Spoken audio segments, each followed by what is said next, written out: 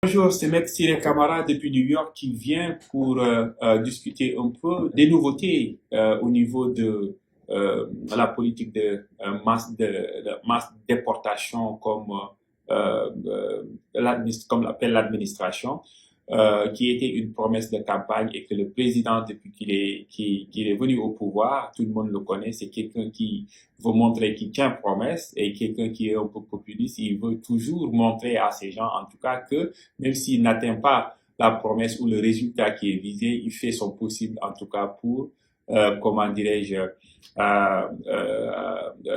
pour réaliser, en tout cas, ce qu'il a promis.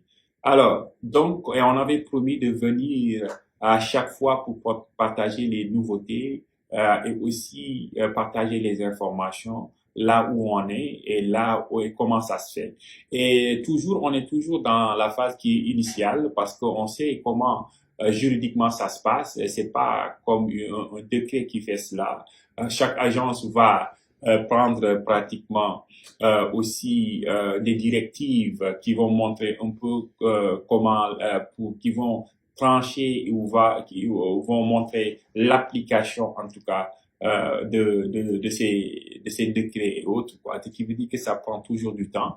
Et on sait, il y a beaucoup de poursuites, en tout cas judiciaires, qui ont été enclenchées dans différents tribunaux juste pour contrecarrer, en tout cas, beaucoup de décrets qui ont été pris. Donc, ça prendra du temps pour que cela se clarifie. Mais on voudrait, en tout cas, éclaircir un concept qui peut prêter à confusion. C'est quoi expedited removal, qui est la procédure de déportation qui est accélérée, et deux aussi un peu revenir sur la procédure de déportation, les étapes de la procédure de déportation avant maintenant de partager les informations comment dire qui se sont passées dans les derniers jours. Alors, la procédure de déportation qui est accélérée, c'est une procédure généralement qui a toujours été en place, et c'est une procédure généralement, la façon dont c'est écrit, c'est que quelqu'un qui a été pris, en tout cas dans les 100 miles du territoire américain, les frontières et autres, cette personne peut être déportée sans pour autant qu'il voit le juge. Et si cette personne est entrée aussi dans un délai, en tout cas, on l'a pris dans 2 semaines, moins de 2 semaines de son entrée aux États-Unis aussi, il est soumis à la procédure de déportation qui est express. C'était ça les textes. Et ça veut dire quoi? Ça dit, on l'a dit à plusieurs reprises, même quand quelqu'un est un immigré et que il viole la loi en traversant la frontière, dès qu'il met ici les pieds, il a en tout cas il a certains droits, et ces droits, ça dit que c'est quoi? Ça dit que qu'on respecte, par exemple, il a un droit en tout cas à avoir le juge et que avoir en tout cas son cas décidé par un juge. Mais c'est pas donné à tout le monde. Quelqu'un, par exemple, qui en tout cas est soumis à la procédure express de déportation n'a pas, en tout cas, cette opportunité-là. Il peut être déporté sans voir le juge. Alors, donc, quand le président Trump est venu à cause et basé sur l'état d'urgence, il a étendu, en tout cas, les gens, en tout cas, qui pouvaient être touchés par la procédure de déportation express.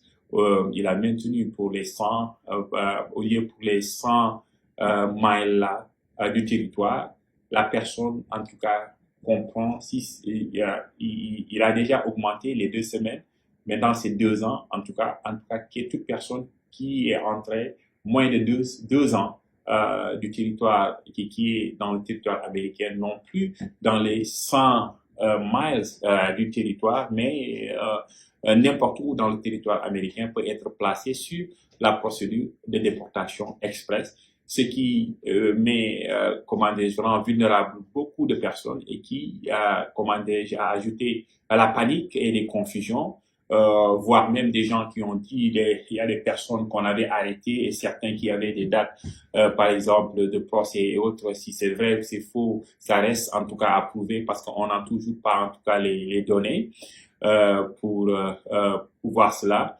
Tout ce qu'on sait, c'est que l'administration a un peu dû lier son vin dans la mesure où il y a le catch and release là, et des gens qui reprochaient au président de Biden, des gens qui ont été attrapés, des milliers, et qui ont été, en tout cas, libérés, ok, par la suite.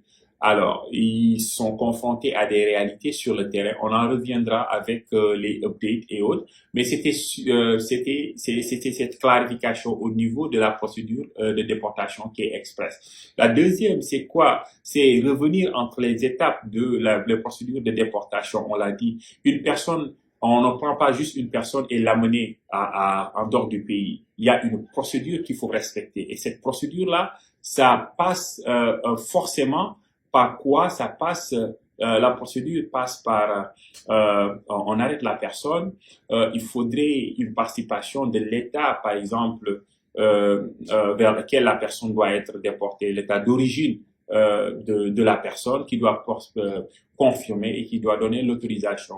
On l'a vu, il y a des États qui ont refusé de participer et qui ont refusé de prendre certains qui ont été déportés dans leur pays. Donc, il y a la participation de l'État, il y a un certain nombre de documents aussi qui doivent être regroupés pour que la personne puisse être acheminée là-bas. Et quatrièmement et troisièmement aussi, il faudrait la disponibilité des lits de détention parce que on prend pas une personne et l'amener comme ça. Il faudrait que la personne soit détenue quelque part, comment dirais-je, pour qu'on le prépare à la détermination, à la déportation. Cette détention de la personne généralement, et c'est ça qui a expliqué le fait qu'ils ont libéré beaucoup de gens, beaucoup de gens, parce que on n'a pas pu les garder, faute à défaut d'avoir des lits pour là où ils pouvaient, par exemple, rester ces gens-là.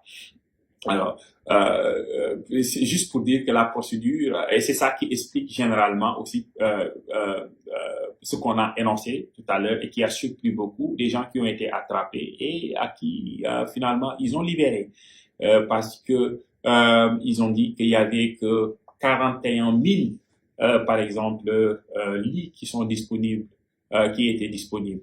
Alors, le président a signé un autre comment dirais-je, décret qui, par exemple, a permis comme Guantanamo ou des trucs B qui étaient, par exemple, un camp de détention pour les terroristes là, pour, comment dirais-je, augmenter la disponibilité, en tout cas, des lits de détention pour garder, en tout cas, pour les utiliser.